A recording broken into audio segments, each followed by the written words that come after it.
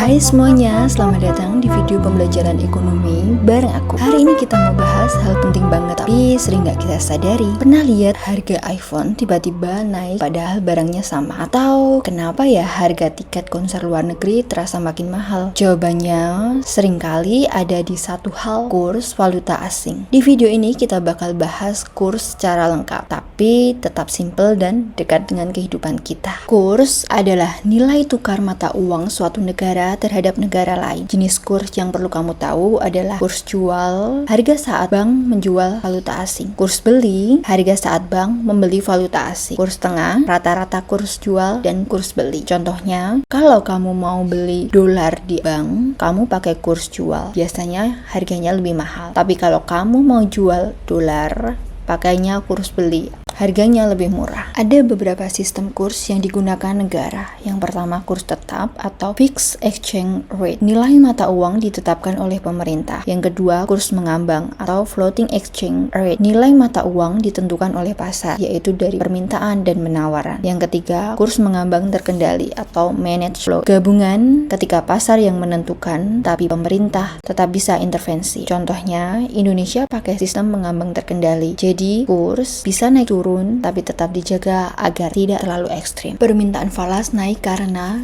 impor barang, liburan ke luar negeri, bayar utang ke luar negeri. Contohnya banyak orang Indonesia membeli barang dari Cina membutuhkan yuan atau dolar sehingga menyebabkan permintaan naik dan kurs meningkat. Penawaran falas naik karena ekspor, investasi asing masuk, tenaga kerja luar negeri kirim uang. Contohnya banyak turis datang ke Indonesia menukar dolar ke rupiah menyebabkan dolar bertambah dan rupiah menguat. Jenis perubahan kurs ada 4. Yang pertama depresiasi, nilai mata uang melemah. Contohnya dari 15.000 menjadi 16.000 per dolar. Yang kedua apresiasi, nilai mata uang menguat. Contohnya dari 15.000 menjadi 14.000 per dolar. 3. Devaluasi, pelemahan yang disengaja pemerintah. Yang keempat revaluasi, penguatan yang disengaja pemerintah. Contohnya kalau rupiah melemah, harga barang impor seperti laptop, iPhone atau sepatu luar negeri jadi lebih mahal.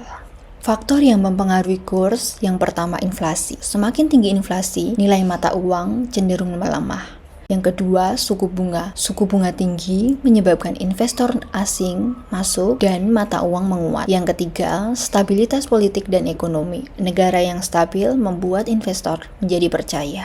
Yang keempat, ekspor dan impor. Ekspor tinggi menyebabkan mata uang menguat, impor tinggi menyebabkan mata uang melemah. Yang kelima, spekulasi pasar. Perkiraan masa depan juga mempengaruhi kurs. Dampak kurs dalam kehidupan sehari-hari. Yang pertama, harga barang impor naik kalau rupiah melemah. Yang kedua, harga produk lokal ekspor lebih kompetitif kalau rupiah melemah. Yang ketiga, biaya pendidikan dan traveling luar negeri semakin mahal jika kurs naik. Yang keempat, dalam kaitannya online dan digital, seller yang impor barang akan sangat terpengaruh oleh kurs. Di Indonesia, yang mengatur kestabilan kurs adalah Bank Indonesia. Cara mengendalikan kurs, yang pertama, intervensi pasar melalui jual beli dolar. Yang kedua, mengatur suku bunga. Dan yang ketiga, mengontrol jumlah uang beredar. Contohnya, kalau rupiah terlalu lemah, Bank Indonesia bisa menjual cadangan dolar untuk menstabilkan kurs. Dari semua yang sudah kita bahas, kita bisa melihat bahwa kurs valuta